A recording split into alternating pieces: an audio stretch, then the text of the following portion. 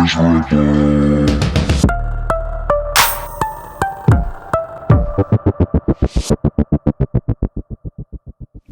Podcast, episode 1. We're here in the building. Episode 1, the Phantom Miserable. Well, that's appropriate because they're about to come out with the new Star Wars. Ooh. I'm excited about it. Because now that Disney Plus exists, they're always coming out with new Star Wars. Mandalorian? Yeah. Have you seen it? I haven't watched this week's episode yet. I haven't either, but the show is awesome. Yeah, I'm 2 episodes in. I really like it. I watch them in like 10-minute increments because I have 2 kids at the house. So, yeah, That's Baby Yoda, that's a thing. a thing. I was reading this article yesterday that was talking about how the show has a problem because it hasn't really named any of their main characters. Like Baby Yoda doesn't have a name. They just refer to him as the child in the show. And the Mandalorian apparently has a name, but it hasn't been said. So everybody calls him the Mandalorian or Mando or something like that. How is that a problem? Because nobody knows how to refer to these characters.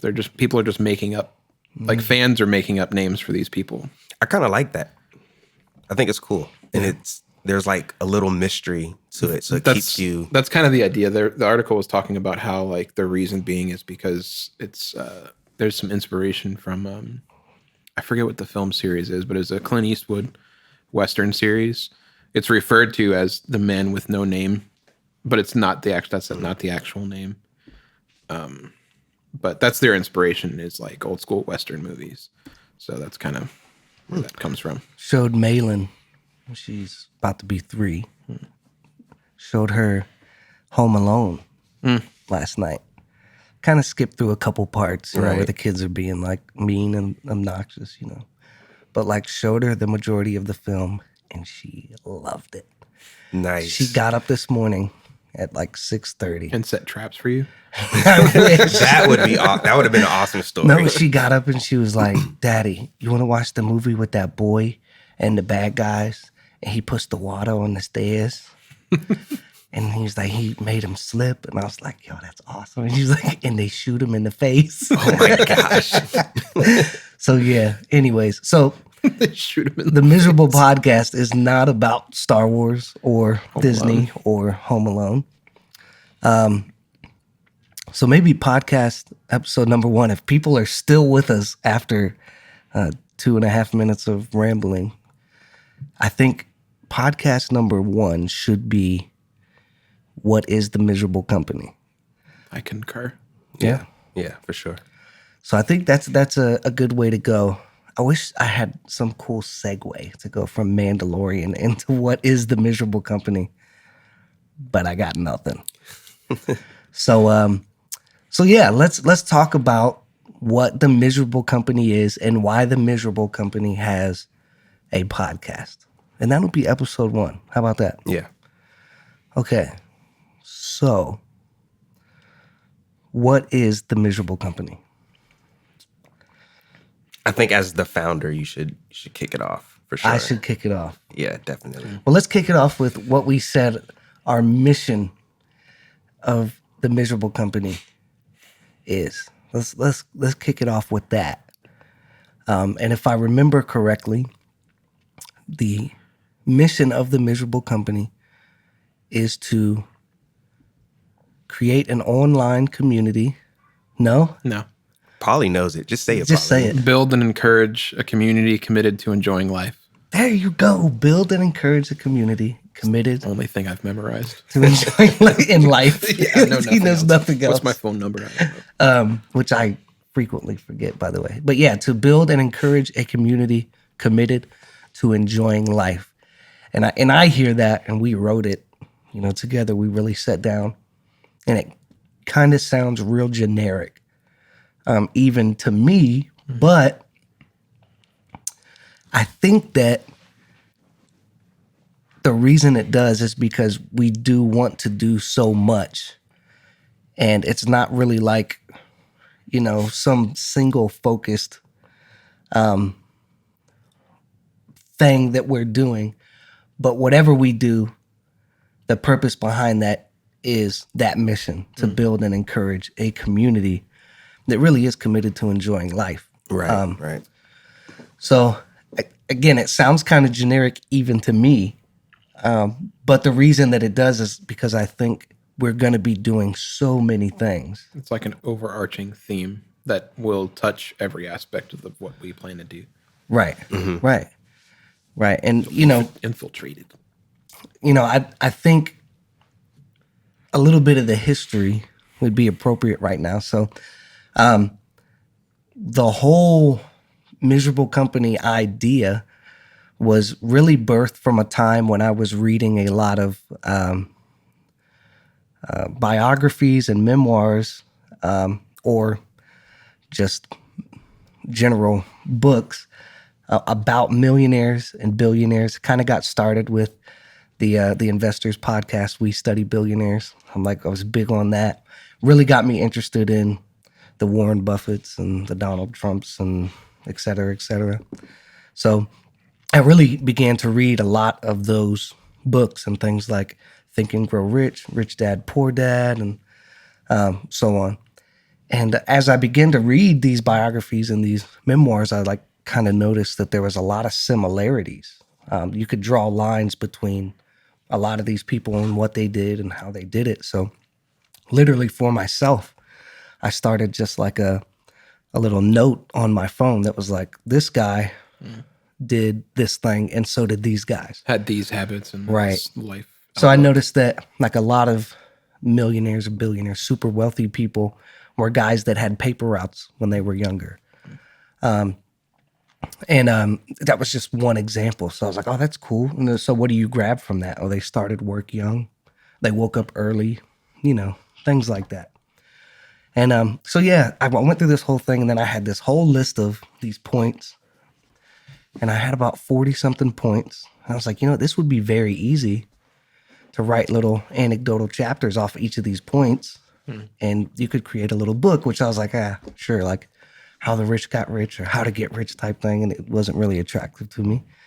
But I kind of did it anyway. And one day I was mowing my lawn, and I was like, how could I basically write that book, but like pop music? How do you write a song about the same thing, but in a fresh way? How do you say the same thing differently?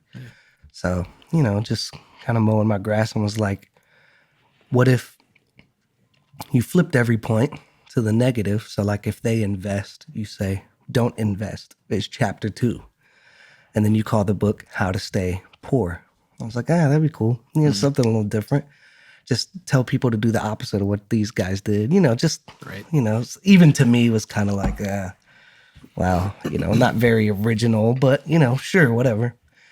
And then as I began to like work through that, the How to Stay Poor and Miserable, because what was always missing to me is like, why does it matter if you're poor? Why does it matter if you're rich? What does that even mean? What is even success? So I added the and miserable on there because like to me, that was the point.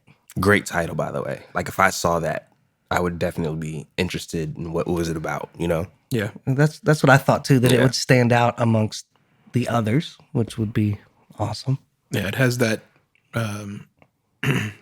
like the sort of extreme language, not language in terms of like swearing or anything like that, but just the miserable being a very like emphasized feeling. Right. So it's like out there. It's like, oh, what is this about? Well, yeah, and that was the whole point to me, was that forget the definition of what poor is. I think what people in my mind would take from that title is, does their financial situation negatively affect their mind, will, and emotions? You know what I mean? Like, so that was the thing to me. Like, how much money really doesn't matter. What is poor? And that's actually one of the first part of the book. Like, how do you even define that? And it was, to me, it was basically that, is that your financial situation negatively affects your life in different areas. So, and essentially makes you miserable. So from that, basically just said, okay, I have this book, I have these points, I have a cool title. And I was like, that was it. And I like put all the book in, and then it sat there, for a year or more. And it always like nagged. in the back of my mind, like this book. And then I had the thought one day, it'd be cool is you could do like a podcast and you'd have 40 episodes out of the gate just off this book. Like, yeah, there's your content right there, which is hard. And it's good content. It's valuable content. It's got examples, like real life examples of people that did it. And then I was like, oh, that'd be cool. And then I was thinking like, well, what then after that? So then I got really into, I kind of am one of those people that I get, you remember Chad? Mm-hmm. Chad Buckland, if you're listening, Chad, we love you. He would get a skill. Something like juggling. What was some of the other things? He got into sewing. Like he would just like find these things and then he would just like go all in, dedicate himself to that thing for a few months. And then he would like become a beast at it. And then he'd be like, all right, next thing. Yeah, and that's like and then he got into biking and then he was like all in to biking, And I'm kind of that way, but with like topics in books. So it's like if somebody starts talking about something, like everybody's sitting around the table talking about it, and I'm on my phone like, what are the best books about this? And I'll get like 4 or 5 books and just like, read them. So after the poor and miserable concept, I kind of got on like health and intermittent fasting. Read a book by Dr. Jason Fung, The Obesity Code, and it's like blew my mind, and used basically what he was talking about to lose a bunch of weight, and still doing it when I want to. But so I got on that, and I was like, what you could do is you could do a book like How to Stay Fat and Miserable, and use the opposite of a lot of the maybe less conventional wisdom that I was finding that really worked for me after years of trying, like, and do the same kind of book, but with a health weight loss slant to it. And then I'm big into leadership books. Like I love leadership books and always noticing like coaches and managers and CEOs. I'm like, wow, like they'll say something. I'm like, perfect leadership, So I've always read those type of books. And I'm like, you could do like a How to Stay Ineffective and Miserable. And like, the byline would be 40 things that great leaders don't do, So anyways, that's how the whole thing was born. And then just sharing the idea with people, it hit me. It was like, well, what would you call everything under this umbrella? And the one thing that was in common was the miserable. How to stay poor and miserable. How to stay this. And I'm thinking you could do the miserable podcast, episode 1 right now, that's happening, which is really cool. But then it was, okay, that's the miserable company. And I remember when I had that thought, I was like, I want to do this. When you asked us about it, you asked us if we wanted to film a podcast or make a podcast, not film one, but like shoot a audio podcast at the time. You're overthinking. I'm here now in my head trying to put myself in the past. You just like, would you guys want to make a podcast about this kind of stuff? And then we were like, from there, it was like, well, what about doing this, this, and this? And that's when it really became the company, I think. Right. Is like after you started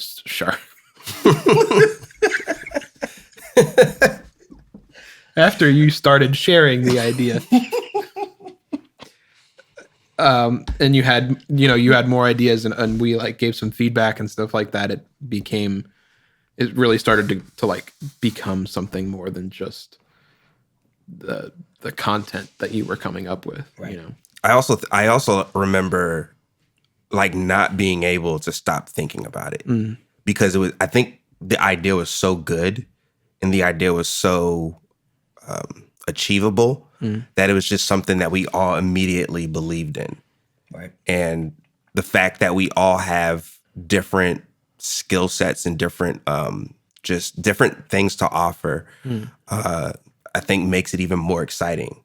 Who doesn't want to do something with their friends, but also something that they believe in? Right. Yeah. One of the things I began to think about as the idea was kind of forming, in my head was like, okay, this the second book that I've written. Used to do a blog, so I mean, I write a lot, and I'm like, I can handle the writing thing. I've got that. But then as I began to think, I was like, okay, well, I do audio engineering, so we could do a podcast.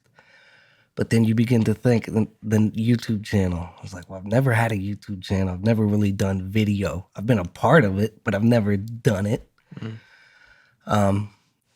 Graphic design, so many people that do that better than me. So many people that do so many elements of this better than me, and they were my friends. So to me, it was like, okay, we could come together, and we have, in Poly, we have amazing photography, graphic design, branding, and overall just like understanding of what it takes to start something, because it's something that me and you have done specifically so many times. And then we have Kenny, who has a successful YouTube channel, who's a talented writer and musician in his own right, who has, over the past few years, has just become completely consumed with making videos. Yeah. So laid a really good foundation. And then with me being like the information gatherer and, my audio engineering that I've done, I was like, man, that's like a crazy team. And then a couple months later, we got together and we were like, okay, we've got this side down, but what about all the other stuff that we suck at? And it just so happens that Phil is like that guy. Management, just logistics, management, logistics, finance. Like the guy is just like no nonsense, like understands what it takes to just get stuff done and holds himself accountable, but also holds other people accountable. So we sat down and we were like, no brainer. Yeah. Absolute no brainer. Like we've got to talk to Phil too. So to me, like I said, it was an obvious scenario. As soon as this idea began to form, it automatically evolved into a thing that was like more people. And it's just crazy how all of our experience and all of our skills and abilities kind of complement one another. And the fact that we've worked together in so many different capacities, whether it be music or other endeavors or things like that. Paulie, why don't you, I was thinking about this earlier today before we met. Because I think me and you take pride in like branding and starting something and trying to like get a message across to people as soon as they see something. And we've done that. I did that with Imagined Audio when I was audio engineering full time. And with other things. I did it with myself back in the day, my you were a rapper. Right. Yeah.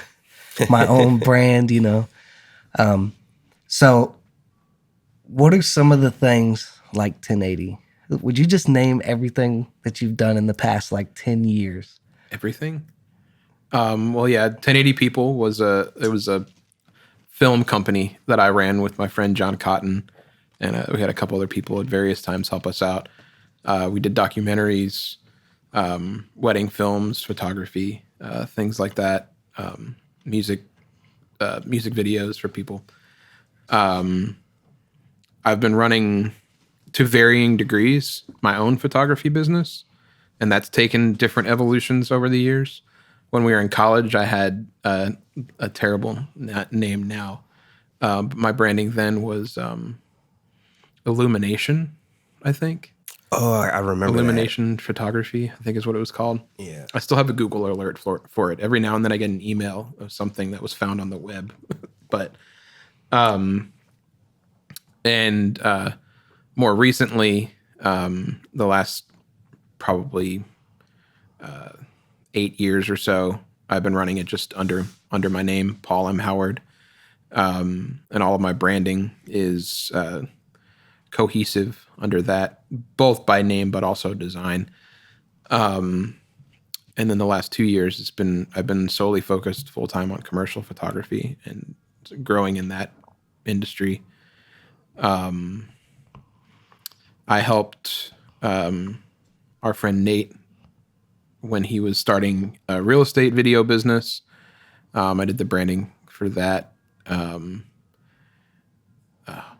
Yeah, it's what comes to mind right now. I just You got some other things you're thinking of? No, I'm just saying that's how I feel sometimes. It's like I've gotten with people and been like, let's do this. And you go all at it. And it's not, I was thinking, especially with things that you were involved in, that what I was thinking is like, none of those things, sometimes I look back and I'm like, well, that just didn't work. But I don't think a lot of the things are necessarily, it didn't work. I tend to lean more towards like, you decided that wasn't the thing. Okay. So you stop putting the energy and the effort into that thing. But you take so many lessons and you learn so many things from each of those that when you do find a new thing or that thing. Or the thing. Yeah, that those things apply. Yeah. So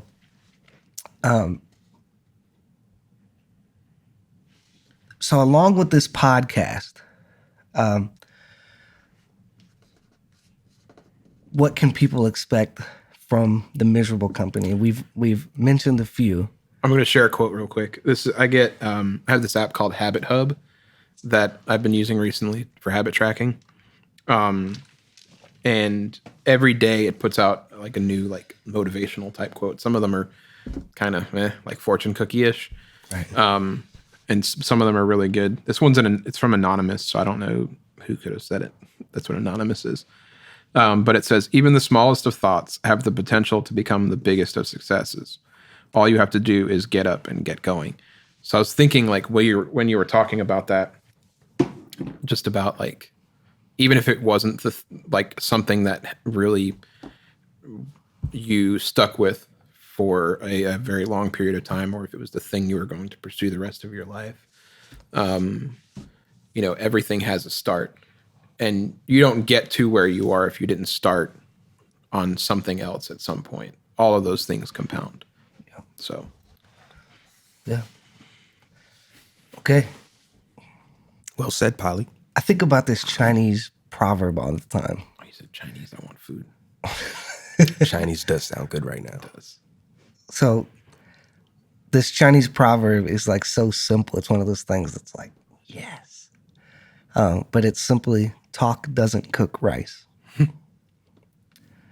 And like, to me, that is like one of the greatest like comments like that I've heard, because it carries a lot of weight. You can't just talk about rice or talk about having rice. You got to go make it. And I'm terrible at making rice, by the way. I just can never get it right. I either burn it or it's too soft or it never gets like you probably need soft. a rice cooker. I probably just need a rice cooker. Yeah. I feel like hire somebody or a device. I feel like someone that runs the device for you. it sounds like that's like this is a comment somebody's boss made to them while they were like fooling around in the kitchen in the back of the restaurant. You never make good rice. And then like they said, and somebody was like, "That's a proverb." Oh, that thing. I think you're talking about his inability to make rice. I'm talking about the proverb. Yeah. Someone was like everybody needed rice. Stop hitting the table. All right. I'm not used to being recorded. Sidetracked. Here we go. So, where I was going before, besides the podcast, what can people expect from the Miserable Company? We've alluded to at least another, but the Miserable Company will be seen and heard as a podcast, a YouTube channel, books. We want to drop the first book, How to Stay Poor and Miserable, in 2020. That would be awesome. It's basically done, but it needs to be better. So YouTube, podcast, books. We have an idea for some children's books, which we have done some mock-ups of, which I am really, really excited about. Yeah, those are awesome. What else? What am I? Well, you're kind of simplifying some of the YouTube stuff and video content. Yeah. Some of it will be just a video version of this. Right. Others will be, behind the scenes on working with different kinds of people. Vlog. Yeah, vlog style stuff. Also bringing other people, from various paths of life and industries, but just thought leaders, people that can really bring some interesting perspective to the table. And we've had the opportunity, and we'll talk about Miserable Media here in a little bit, where we've had the opportunity to work with some, I think, really awesome, successful people that could provide great insight on a lot of our conversations. So we'll bring those people along for the podcast specifically, but interviews and the vlog. Too, yeah. We have our Miserable Monday Minute Motivations that we'll do.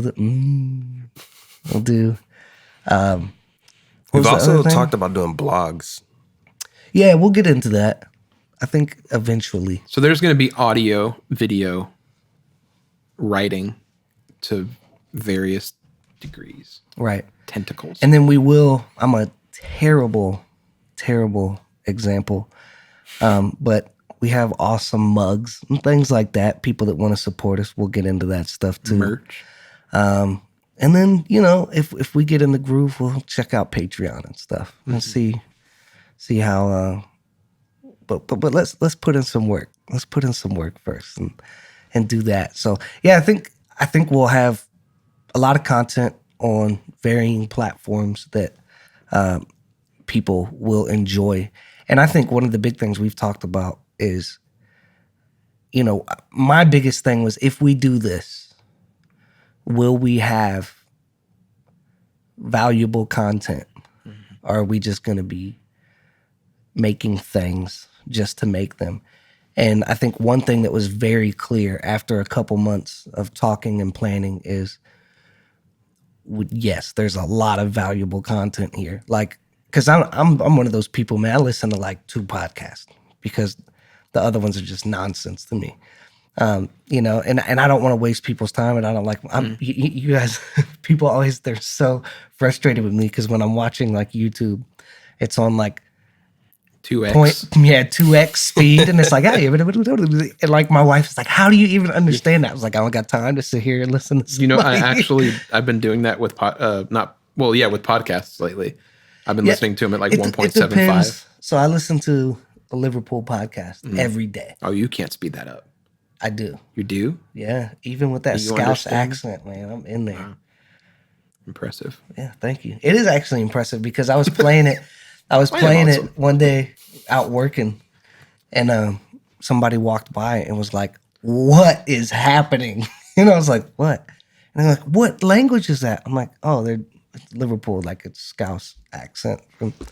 The English accent. And they're like, I have no idea what they're saying. And it was like twice as fast. So I slowed it down. I was like, now do you understand? And they're like, a little bit. And they're like, there's no way you understand that. I can understand every word. But I've been listening to I can't do that. Scouse for several years now as I follow Liverpool, champions of Europe, top of the league. Oh, yeah. We're doing it this year. Here we go, right here on the hat, boys. Sorry. What is that? It's the Liverbird, LFC, Liverpool Football Club. No, I know that. What is the bird? It's like the bird of Liverpool. It's called the Liverbird. Got it. Yeah, so anyways, I want to make sure that the content is something that people will get something from. The value is what keeps people around. Right. And it won't be just this, us talking about the Mandalorian and the Liverbird and I'd watch half of those things. Yeah. The first part. So, I watched the whole thing. I think that's interesting to me. Sometimes I just, I like to watch podcasts where people are just talking about nothing. Sometimes I do too. I'll be honest. Sometimes I do too. But it's got to be the right people. Exactly. Yeah, I agree. 100%. I'll be honest. I was thinking this when we were setting up. I think that people are going to have to like us to like this. Gonna be hard, but I'm pretty confident in that. Took you guys a while to like me, so it's true. I still don't like you. Maybe I should go. So a lot of content, different platforms, and again, the point just being, we want to build a community that's committed to enjoying life, and just however that looks for people, and whatever they latch on to. that we discuss or put out, I think that'll be their thing, you know. And I'll just be completely honest. We've mentioned this too, that we think we know what the miserable company is going to be, but we're also completely open to whatever happens. Yeah. Like, you know, we're not saying this is what it has to be. You know, I mean, when we get into this is episode 1 of, I got podcasts that I've listened to. They're like on episode 500. Who knows what we'll be talking about in episode 20, 100, 200, whatever. So I think that's another cool thing is, you know, we're just going to go, and the people that get on early will really be the ones that decide where we end up going. Because I know just feedback from people is going to be so important. And that's what I'm really looking forward to, is meeting people that I don't already know, that can tell me things that I don't already know, and can introduce me to new concepts, new ideas, new people, new books, and can kind of build and encourage us. Yeah. Yeah, I agree. I think that's something that's very attractive to me about this is like once you build that community, the fact that we get to take the time and interact with them, which helps us grow as people at the same time. At the same time, we're trying to, you know, help other people and inspire them or help them grow practically. They're kind of doing the same thing for us. Right. Yeah. Because we don't know everything. We know very little. There's people that are out there that'll probably be watching that could probably do a better job at all of the stuff that we do. Oh, absolutely. Yeah. So we always have to keep an open mind to that. Absolutely. So yeah, there's a really good quote, and if I stall and use filler words right here, I might be able to think of where it came from. Do you want the classic Latin, like lorem ipsum filler text? I can't remember where it's from, and I will at some point if we keep talking, even though it feels like we're winding down. But, I remember. Ah, there it is. Bryan Cranston's memoir, whatever it's called. I read it because I'm a big fan of Bryan Cranston. Met him in New York, actually, and have pictures to prove it. I'm jealous. But he basically said in the book that good ideas can come from anywhere. You just have to recognize them. And man, isn't that the truth? You know, I'm 33 years old, and how many times has a 14, 15-year-old kid looked over my shoulder and said, hey, why don't you just do that? And, you know, as a prideful 33-year-old man, it's easy to just go, I know how to handle this. But, you know, if you're really open and you're really humble, sometimes, you know, you find a good idea where you would normally be likely to just kind of brush it off. So, that being said, man, I want everybody to understand that the Miserable Company exists for the community that it wants to build. So whatever that community ends up looking like is basically, you know, the Miserable Company will follow.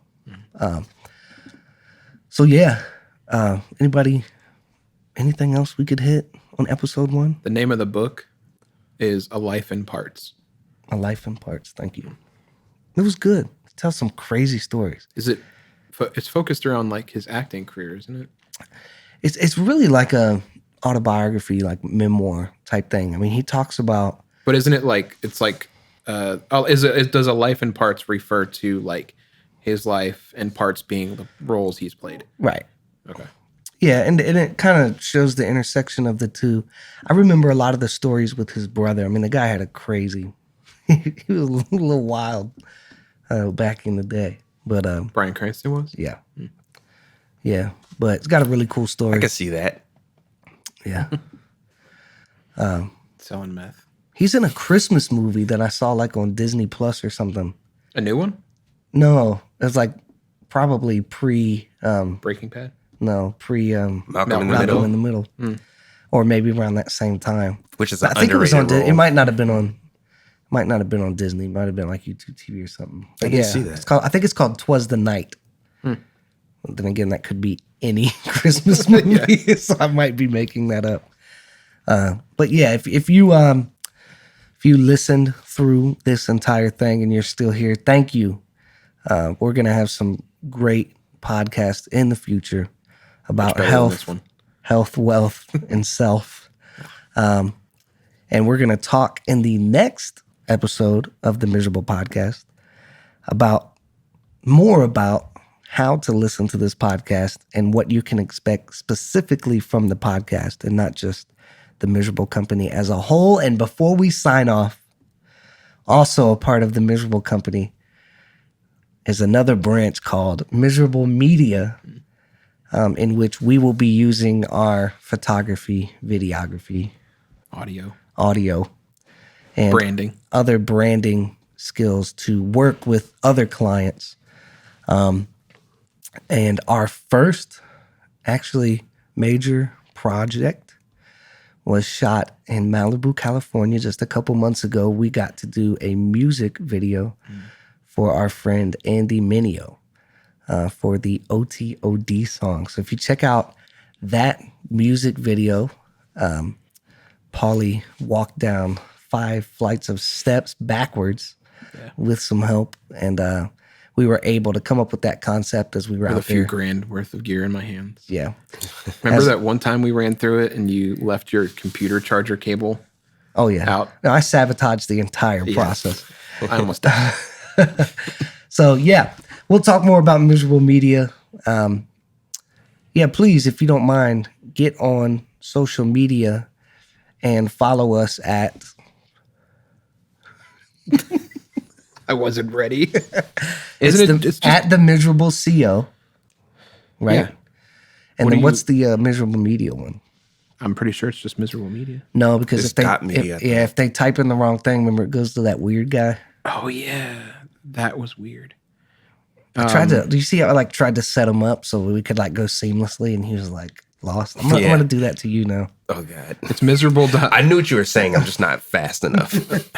Miserable.media. Yeah. At miserable.media. Yeah, that's also the website for that as well. Miserable. Okay. So check us out at the Miserable CO and at miserable.media. Wherever you're listening to this podcast, please subscribe, share, do whatever you do with podcast. Check us out on Facebook. Give us a shout. Yeah, I want to hear from somebody. Like Rob Alley of the Great Song Podcast.